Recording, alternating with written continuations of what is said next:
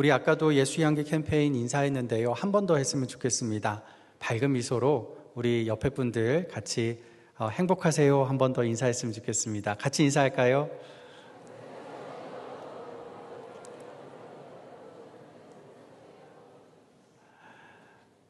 행복하세요 말할 때는 내가 행복해야 그게 말이 맞겠죠. 그래서 여러분 정말 행복한 마음을 한번 품어보시고 행복한 마음으로 옆에 분에게 선포 한번 해보십시오. 행복합니다. 나 행복합니다 하는 말이에요. 행복합니다. 같이 인사 한번 더 부탁드리겠습니다.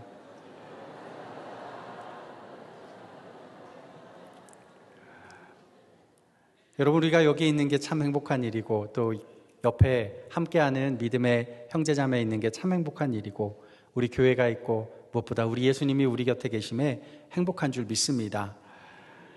2010년에 출간된 행복의 조건이란 책이 있죠. 너무 유명해서 아마 많이들 보신 적이 있을 겁니다. 하버드대에서 행복의 조건이 무엇일까? 어떤 것이 사람을 행복하게 할까? 그거를 70년을 넘게 추적조사한 1930년대 첫 이제 연구 대상자를 계속 추적해서 2000년대 초반까지 추적조사한 연구 결과물을 책으로 이제 발간한 것이죠. 거기에 나오는 행복의 조건 여러 가지가 있지만 몇 가지만 한번 읽어드리겠습니다. 나에게 일어났던 나쁜 일들이 내 미래를 결정하는 게 아니다. 그래요. 과거에 내가 트라우마가 있다고 해서 지금 그것 때문에 불행해지는 건 아니라는 거죠. 인간관계를 회복하려면 감사하는 자세와 관대한 마음을 가지고 상대방의 내면을 들여다보라. 그러면 관계가 회복된다는 거죠. 술에 중독되면 어릴 때 불행했든 아니든 상관없이 노년이 불행해진다. 혹시 술에 중독된 분들 당장 술 끊으십시오. 미래에 불행해지지 않으려고, 행복해지려면 그거부터 하시면 됩니다. 은퇴하고 나서는 수입을 늘리는 일보다 즐겁게 지낼 수 있는 친구 관계를 늘려라. 그래서 교회 생활하는 게 참 좋은 것 같아요. 교회만큼 친구 관계 늘리는 일 어디가 또 있겠습니까? 객관적인 신체 건강보다 주관적인 건강 상태가 행복에 더 중요하다. 참 맞는 말인 것 같습니다. 그런 경우 있죠. 좀 극단적으로 이야기해서 오늘까지는 아무렇지도 않고 행복했는데 내일 병원에 가서 진단을 받는데 갑자기 암이래요. 그러면 갑자기 내 몸이 다 아픈 것 같고 안 아픈 데가 없고 뭔가 마음이 쭉 눌려 있어요. 그러다가 그 다음날 병원에 다시 갔더니 오진했어요. 아무 일도 없으면 갑자기 몸은 똑같은데 갑자기 기분도 좋고 아픈 데가 하나도 없고 그러죠.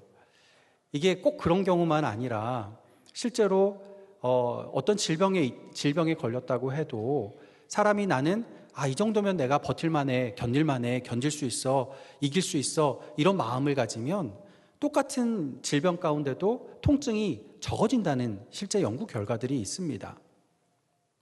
유태인 정신과 의사 빅터 프랭클, 워낙 유명한 분인데요. 이분이 이 유태인으로서 아우슈비츠 수용소에 갇히게 되었죠. 생사를 알 수 없는 그곳에서 그래도 살아남았어요. 살아남은 채로 이제 해방이 된 거죠. 그 이후에 쓴 책이 죽음의 수용소에서라는 책인데요. 워낙 유명한 책이죠. 이분이 그 책에서 하는 이야기가 수용소에서 자기가 충격을 받은 게 있었다는 거예요. 나도 수감자이고 다른 사람들도 수감자이고 언제 죽을지 모르는 절망 가운데 있는데 그 중에도 얼굴에 행복을 머금은 사람들이 있고 그들이 다른 힘들어하고 절망 가운데 있는 사람들 위로해주고 격려해주고 자기가 먹어야 될 빵, 얼마 안 되는 빵을 나눠주는 사람들이 있다는 거예요. 그걸 보고 충격을 받은 거예요. 그리고 나가서 책을 쓴 거죠. 이 책에서 말하기를 어떤 종류의 사람이 되느냐, 내가 행복한 사람이 되느냐는 수용소라는 환경의 영향이 아니라 나의 내적인 선택에 달려있다 말을 하는 겁니다. 예수 믿는 우리는 어떤 선택을 해야 할까요? 오늘 본문에서 살펴보고자 합니다. 오늘 본문 드디어 광야 40년 기나긴 생활이 끝났습니다. 가나안 땅을 코앞에 두고서 모세는 그토록 그리웠던 가나안 땅 보기는 했는데 들어가진 못하죠. 이제 오늘 모세의 마지막 날을 보내야 합니다. 작별 인사를 해야 해요. 작별 인사하는 그들은 누굴까요? 이스라엘 백성. 모세는 지금 120살이고요. 지금 모세 앞에 있는 이스라엘 백성은 나이가 얼마나 될까요? 여호수아와 갈렙을 제외하고는요, 모세와 함께 출애굽했던 40년 전에 출애굽했던 사람들은 다 광야에서 죽었어요. 40년 전에 출애굽을 할 당시에 나이가 20세 미만이었던 아이들, 청소년들, 이들만 지금 살아남았고 나머지는 다 광야에서 태어난 아이들이에요. 그러니까 지금 작별 인사를 하는 이스라엘 백성은 모세보다 최소한 60살 이상 차이가 나는 거죠. 아무리 나이가 많이 먹어도 60 이상은 없는 거예요.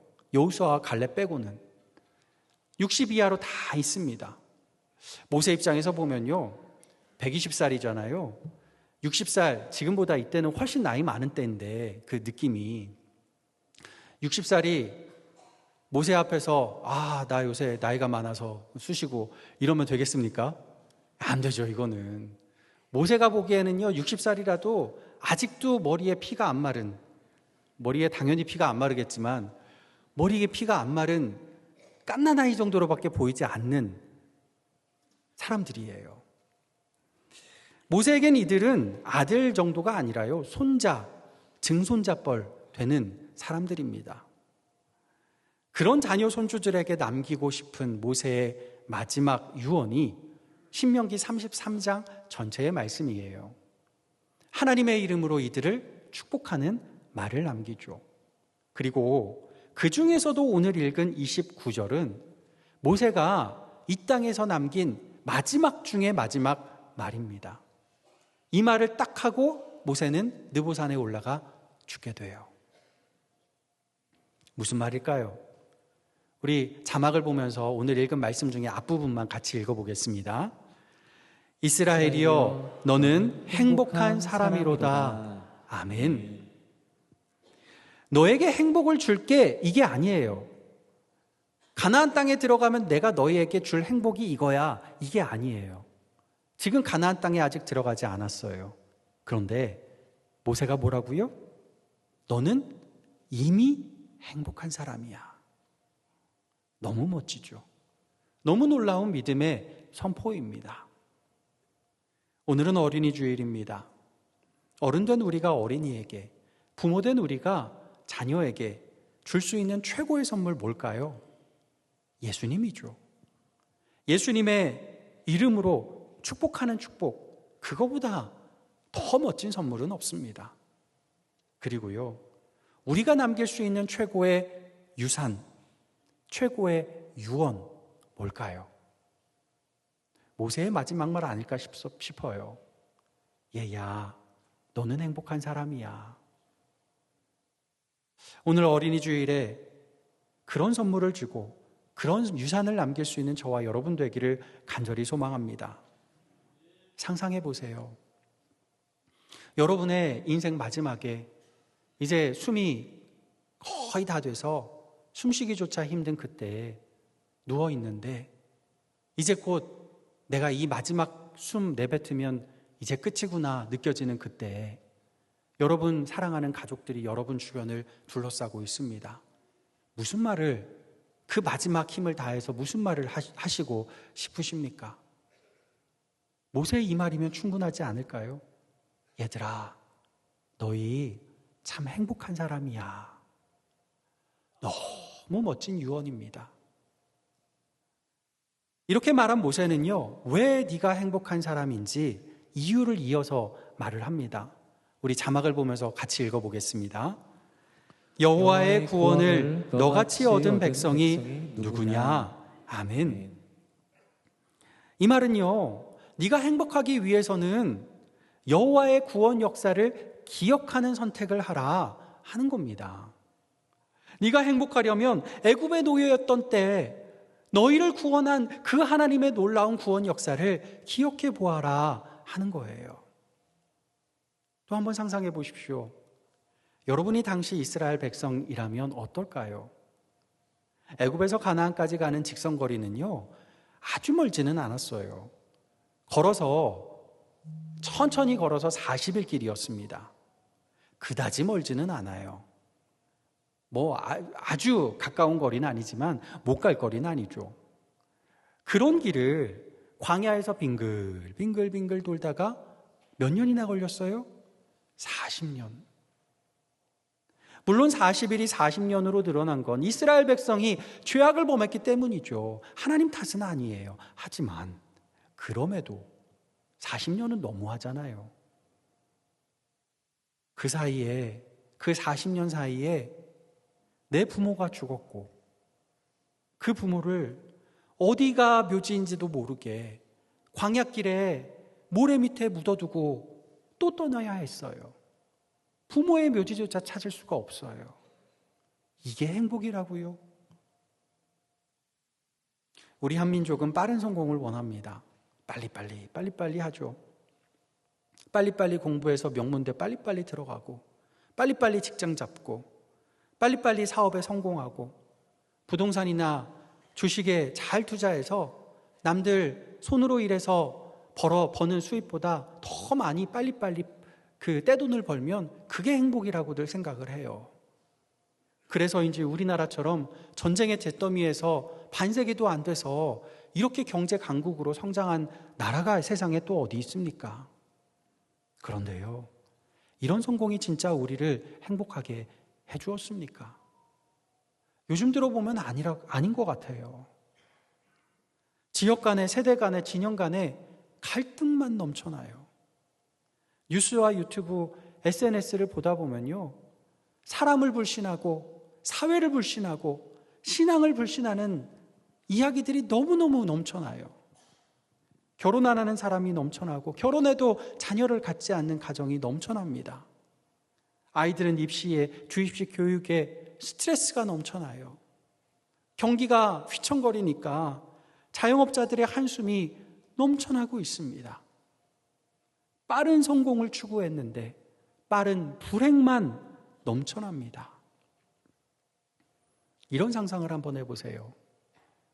지금 예배 드릴 때 가끔 딴 생각 나잖아요. 예배 드리는데 딴 생각이 나는데 왜 하필 통영의 회가 생각이 나요. 인천의 회면 또 모를까?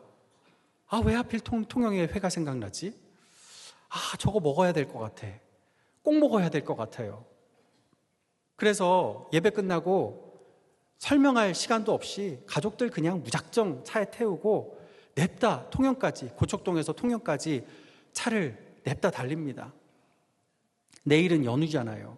연휴라서 미리 가족들끼리 예약해 놓은 여행 계획이 있어요. 티켓까지 다 끌어놔서 오늘 밤에는 다시 집까지 와야 돼요. 그 티켓 끄는 거 가야 되니까. 그러니까 목표를 세웁니다. 오늘 안에 통영 갔다 오고 또 저녁 회를 먹고 와야 되니까 아무리 봐도 오늘 2시간 안에 통영까지 도착해야 된다. 계산이 나와요. 통영까지 2시간. 제가요, 몇 년 전에 어느 분이 너무 급한 일이 있어서 서울에서 광주까지 2시간 반에 주파했다는 이야기를 들은 적이 있어요. 제가 그 차를 안 탄 게 너무 다행이에요. 얼마나 무서웠을까 싶어요. 통영에까지 2시간 주파, 어떤 일이 벌어질까요? 목표를 이루면 즐거울까요? 우선 목표를 이룰 확률은 아마 낮을 겁니다. 중간에 가다가 사고가 나거나 아니면 경찰이 붙잡겠죠. 목표를 이룬다 쳐봅시다. 차 안의 상황이 그려지십니까? 영문도 모르고 차에 태워진 가족들 나 살려 하면서 붙잡고 있을 거고, 아빠 왜 그래? 어안이 벙벙하겠죠. 아니면 아이들이 막 이런저런 떠드는 소리에 야 조용히 좀 해! 운전방해돼! 막 운전하느라고 정신 없겠죠. 고래고래 소리 지를 거고, 지나가는 멋진 풍경 하나도 안 보이겠죠. 이 가족은 과연 행복할까요? 회는 먹지만. 이게 우리 가족의 모습은 아닌가 모르겠습니다. 부디 이게 우리 교회의 모습은 아니기를 바랍니다. 교회는요, 성공하려고 교회가 있는 게 아니에요. 우리가 세운 목표를 달성하려고 교회가 있는 게 아닙니다. 예수님 목표로 하고 예수님 닮는 것 말고는요, 우리에겐 목표가 아무것도 없어야 돼요. 목표가 있는 순간 교회가 아니에요. 목표를 이룬다고 교회가 되는 것도 아니고요. 그저 예수님 닮으러 가면서 서로 함께 행복을 누리는 게 그게 교회이고, 내가 뭘 잘못해도, 내가 뭘 실수해도 함께 품어주는 게 교회이고, 내가 빨리빨리 가지 못하고 제일 늦어져도 늦어지는 사람 위에서 같이 늦게 가는 게 그게 교회인 것이죠. 행복이란 건 광야 생활을 얼마나 단축하느냐에 달려있지 않아요. 얼마나 성공하느냐의 문제도 아닙니다. 광야 생활이 길어져도 내 평생이 광야 생활이라고 해도, 심지어 내가 정말 그리워하고 내가 열심히 살아왔던 그 목표가 모세처럼 가나안 땅이었는데 결국 그 땅에 들어가지 못하는 한이 있어도 그 삶에서 하나님의 역사를 경험하고 그 은혜를 나누는 것, 거기에 행복이 달려있는 줄 믿습니다. 하나님의 역사는 이스라엘 백성에게 광야 40년 세월 동안 하루도 빠짐없이 일어났었습니다. 문제는 기적도요, 매일 놀라고 또 놀라다 보면 우리 심장이 익숙해져서 나중에는 안 뛰어요. 무감각해져요. 기적은 원래 일어나는 게 아니죠. 자격 없는 자가 받는 은혜예요. 매일 그런데 이게 반복되다 보면 기적이 권리라고 착각해요. 은혜를 권리라고 착각해요. 안 주는 게 당연한 거고 은혜로 준 건데 권리라고 착각하는 순간 받는 게 당연한 거고 안 주면 왜 안 주냐고 따집니다. 그 대표적인 기적이 만나예요. 만나를 처음 맛보고 이스라엘 백성이 너무너무 놀라서 뭐라고 그러죠? 만나, 이게 만나, 도대체 이게 뭐야? 이게 만나잖아요. 만나의 뜻이. 이스라엘 백성이 지금은 아닌데 옛날에 이스라엘 백성은 한국어를 한 것 같아요. 깜짝 놀랄 기적, 감격스러운 은혜를 매일 반복되게 먹고 나니까 어떻게 됩니까? 감격을 잃어요. 불평만 늘어요. 만나만 먹으니 물려 죽겠다고 불평합니다. 도대체 이게 뭐야? 놀라던 만나가 도대체 이게 뭐야? 불평하는 만나가 되어버렸어요. 만나가 바뀐 게 아닙니다. 마음이 바뀐 거죠. 하나님은 그런 불평을 들으시면서도요, 40년 동안 단 하루도 빠짐없이 만나를 빠뜨리신 적이 없으세요. 하나님의 이 마음에서 느껴지시는 게 있지 않습니까? 음식 투정만 하고 엄마 탓만 하는 못된 자녀가 있다면 마음은 너무너무 속상한데 혹시라도 내 아이 몸 상할까 봐 매 끼니 밥 챙겨주는 엄마 마음 아니겠습니까? 이게 우리를 향하신 하나님의 마음이죠. 내가 세상에서 성공해서 떵떵거리는 것보다요, 이 하나님의 마음을 기억하는 게 너무 큰 은혜요, 너무 큰 기적이요, 너무 큰 행복 아니겠습니까? 또 하나, 만나의 기적은 우리의 욕심을 채우는 기적이 아닙니다. 오늘날 세계는 나라별로요, 정치, 이런 시스템과 전혀 상관없이 모두 다 자본주의화가 되어 있습니다. 미국이 관세 전쟁을 시작하니까 온 세계가 들썩거리죠. 우리나라는 2배, 3배 힘들어지고 있어요. 아랍이 혼란스러우면요, 우리는 기름값 때문에 더 혼란스럽죠. 자본주의는 기본적으로 잉여, 충분히 쓰고 남은 것을 기초로 하죠. 문제는 이런 잉여가 대개는 누군가를 희생시키거나 누군가에게서 착취해서 만들어지고 그것이 다른 누군가, 이 사람이 아닌 다른 누군가의 욕심을 채우거나 그 사람의 지갑을 든든해해서 부자가 되게 하는데 사용된다는 것이 문제입니다. 만나의 기적은 이와는 달라요. 딱 하루의 양식이죠. 잉여가 생기면 어떻게 되죠? 축적이 되면 어떻게 되죠? 썩어버려요. 없어져요. 그게 만나예요. 일용할 양식. 예수님이 우리에게 가르쳐 주신 기도에 나와 있는 기도 제목이 바로 이거예요. 일용할 양식. 우리가 기도해야 할 제목이 바로 이겁니다. 부자 되게 하세요. 이건 기도가 아니에요. 일용할 양식을 구하는 게 우리 그리스도인들의 기도여야 합니다. 일용할 양식은 잉여 재산이나 부를 축적하는 게 아닙니다. 하루 먹고 살 만큼만 내가 받고 남은 나머지는 다 나누어 주는 그것이, 그 기적이 일용할 양식이죠. 이 기적이 우리의 삶에서 풍성하기를 간절히 원합니다. 그렇게 돌아보면요, 우리의 삶에 기적이 아닌 게 없어요. 하나님 베풀어 주신 기적이 넘치고도 넘치는 걸 깨닫게 됩니다.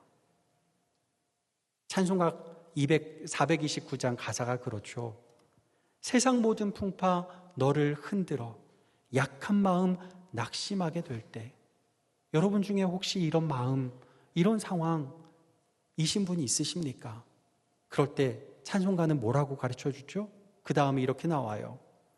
내려주신 주의 복을 세어라. 주의 크신 복을 내가 알리라. 아멘. 주의 크신 복을 기억하고 나면 우리가 행복한 사람임을 알게 될 것이다 말씀합니다. 그렇게 주님이 내려주신 수많은 복 중에 최고의 복 뭐겠습니까? 단연코 예수님이죠. 예수 십자가와 부활이 우리에게 선물로 주어졌습니다. 구원의 기적, 구원의 은혜, 구원의 행복, 가장 큰 행복인 줄 믿습니다. 오늘 본문 말씀을 다시 보면요, 모세가 그렇게 말해요. 이스라엘이여 너는 행복한 사람이로다. 물론 당연히 이스라엘이여 하니까 이스라엘 백성에게 말하는 내용이죠. 그런데 모세도 이스라엘 백성이잖아요. 그러니까 이 말은 돌려 말하면 모세 자신에게도 말하는 이야기예요. 이런 거죠. 나 모세야, 너는 행복한 사람이야. 우리 여러분 자신에게 한번 그렇게 이야기해 볼까요? 여러분 가슴에 손을 얹고 나 누구야, 너는 행복한 사람이야. 이렇게 한번 해보기 바랍니다. 같이 해볼까요? 나 누구야, 너는 행복한 사람이야. 저 따라서 누구야 하신 분은 없으시죠? 여러분 행복한 사람입니다. 제가 이 말씀 묵상하면서 상상해 봤는데요. 이제 숨을 거두기 직전에 모세가 마지막 이 말을 하는 순간 눈에 눈물이 글썽글썽이었을 것 같아요. 자신의 살아왔던 인생을 돌아보며 파노라마처럼 그 인생이 눈앞에 지나갔을 것 같아요. 모세처럼 험난한 인생을 산 사람이 또 누가 있을까요? 80세까지 살아온 참 방황하던 인생, 그건 기본값으로 깔고 갑니다. 그것만으로도 사실 쉽지 않은 인생인데 그건 기본값이에요. 80세 때 하나님이 이스라엘의 지도자로 세워주셨는데 저 같으면 차라리 하나님 이때 그냥 앞일을 안다면 이때 그냥 저 데려가 주세요 했을 것 같아요. 하나님께서 지도자로 소명을 주셨으면 뭐 합니까? 그 다음 인생이 너무너무 힘들어요. 지도자면 뭘 합니까? 물에 빠진 사람 건져주니 보따리 내놓으라 속담이 있지만 이건 양반이죠. 모세에게는. 모세에게 보따리는 감지덕지예요. 목숨 걸고 구해준 백성인데, 모세가 보기엔 머리에 피도 안 마른 것들인데, 그들 중에는 광야에서 모세 손으로 직접 아기를 바쳐서 태어난 아이들도 있고 기저귀 갈아준 아이들도 있을 것이고 아이들이 힘들고 아플 때, 열날 때 모세에게 찾아오며 모세가 열심히 간절히 기도해서 고침받은 아이들도 있을 것이고, 열심히 말씀으로 가르쳐주고, 힘들 때 어려울 때 하나님께 간구해서 기적을 베풀어주고, 죄악을 범했을 때 대신 하나님 앞에 차라리 날 데려가 주십시오 하며 이 아이 살려주십시오, 그 기도로 키워낸 아이들이 어떻게 합니까? 조금만 힘들면 돌을 들어서 모세에 향해서 돌을 던지면서 이게 다 모세 때문이야, 모세 죽어라, 모세 죽어라, 한두 번 한 게 아니에요. 마음의 상처도 얼마나 많았을 것이며, 원수도 이런 원수가 어디 있습니까? 그런데도 모세의 인생 끝자락에서 돌이켜보니 입술에서 저절로 나오는 겁니다. 나는 행복한 사람이구나. 어떻게 이런 고백이 나올 수 있단 말입니까? 이유는 단 하나죠. 여호와의 구원을 너 모세같이 얻은 사람이 누구냐? 우리 여러분 자신에게 한 번 더 이야기해 볼까요? 여호와의 구원을 너 누구같이, 여기서 누구는 누구 아니에요. 여러분 자신의 이름을 넣어서 누구같이 얻은 사람이 누구냐? 우리 같이 한번 해볼까요? 여호와의 구원을 너 누구같이 얻은 사람이 누구냐? 아멘. 모세, 버려졌던 나, 교만했던 나, 살인자였던 나, 무명인이었던 나, 아무도 몰라주던 나를 알아주시고 찾아와 주시고 사랑해 주시고 구원해 주신 하나님, 여호와의 구원을 나처럼 얻은 사람이 또 누가 있겠냐는 겁니다. 그 기억을 떠올리니 나는 행복한 사람입니다, 고백이 안 나올 수가 없는 거죠. 찬송가 305장 가사는 이렇습니다. 나 같은 죄인 살리신 주 은혜 놀라워, 잃었던 생명 찾았고 광명을 얻었네. 이 찬송가를 작사한 존 뉴튼 목사님, 여러분 그 일생 잘 아실 겁니다. 영화로도 나왔죠. 어릴 때 독실한 어머니의 기도로 자랐던 아이예요. 그런데 7살에 어머니가 폐병으로 죽고 난 다음에 아버지 선장 따라서 배에 타고 선원이 됩니다. 그때부터 인생이 방탕한 인생을 갑니다. 나쁜 사람들과 어울리면서 막장 인생을 살게 돼요. 그러다가 사람을 파는 노예선의 선장까지 되고, 나중에는 인생이 역전이 되어서 자신이 남의 노예로 팔려서 노예선의 가장 밑바닥 인생, 노예로 살아가게 됩니다. 그러다 배 밑에 있던 그리스도를 본받아라는 책을 우연하게 발견하고 들고 읽다가 오래전 들려주시던 어머니의 기도 소리를 기억하게 됩니다. 그 어머니의 기도 소리를 기억하고는 하나님께 엎드려 눈물로 회개하고 나중에 목사가 되고, 그리고 나중에는 노예제를 폐지하는 내 앞장선 인물이 됩니다. 목사님이 82세에 돌아가셨는데 80세가 되셨을 때 기억력이 떨어지니까 자꾸만 이상한 소리를 하세요. 성도들이 가슴이 아파했대요. 아마 지금 생각해 보니까 치매 아닐까 싶습니다. 가슴 아파하는 성도들에게 목사님이 하신 말씀이 이거예요. 내가 나이가 들어서 자꾸 잊어버리지만 내 평생 잊지 않는 것이 2가지 있는데, 하나는 내가 죄인이라는 사실이고 또 하나는 예수님이 나를 구원해 주신 은혜, 놀라운 은혜일세. 아멘. 우리의 인생 끄트머리에 우리의 기억이 다 사라져도 이것만은 기억나기를 간절히 소망합니다.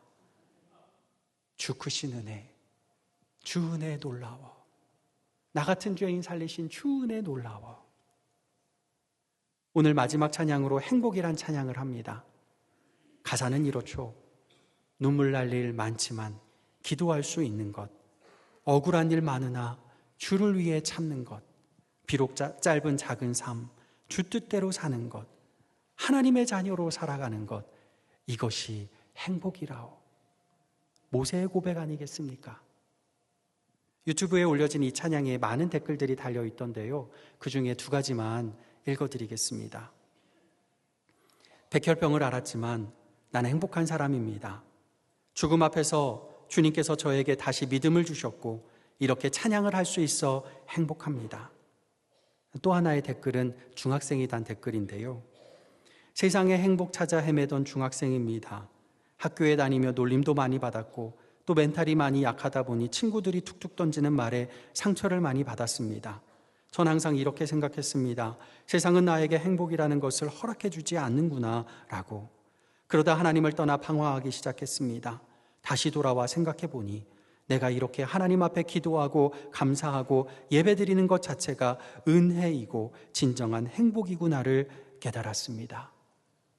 오늘 어린이 주일인데 우리 교회 학교 아이들 청년들이 이런 고백이 있기를 소망하고 여러분의 자녀가 여러분의 손주가 혹시 믿음에서 떨어져 나갔어도 이런 고백을 하며 주님 앞에 나와 나는 행복합니다 고백하기를 소망합니다. 우리는 모두 죄로 죽은 영혼입니다. 그런 우리를 위해 조건 없이 십자가 사랑을 예수님은 우리에게 주셨어요. 그 사랑, 하나님의 놀라운 구원을 받은 우리이기에 여기 이 자리에 있습니다. 우리 인생에 불어오는 환난의 쓰나미가 아무리 높아 보여도 하나님이 우리를 구원하시는 놀라운 하나님의 은혜의 기적은 그 모든 쓰나미를 덮고도 남음이 있음을 믿습니다. 그러니 세상 모든 풍파가 우리를 흔들 때마다 나 같은 죄인 살리신 주 은혜에 놀라워 고백하기를 원합니다. 그리고 우리의 마지막 숨 다할 때 모세와 같이 우리 가족과 믿음의 형제자매들 축복하는 말이 나오기를 원하고 우리 입술의 마지막 말은 하나님의 은혜가 있어서 나는 행복한 사람이다. 이 고백이 되기를 예수님의 이름으로 간절히 축복합니다. 기도하겠습니다. 아버지 하나님, 우리를 사랑하셔서 예수 십자가 보혈의 은혜로 우리를 구원하신 그 은혜, 그 기적, 그 역사 감사 찬양 올려드립니다. 그 은혜를 기억하며 날마다 고백하기 원합니다. 나는 행복한 사람입니다 고백하며 행복을 누리며 살아가게 도와주시옵소서. 예수 그리스도의 이름으로 기도하옵나이다. 아멘.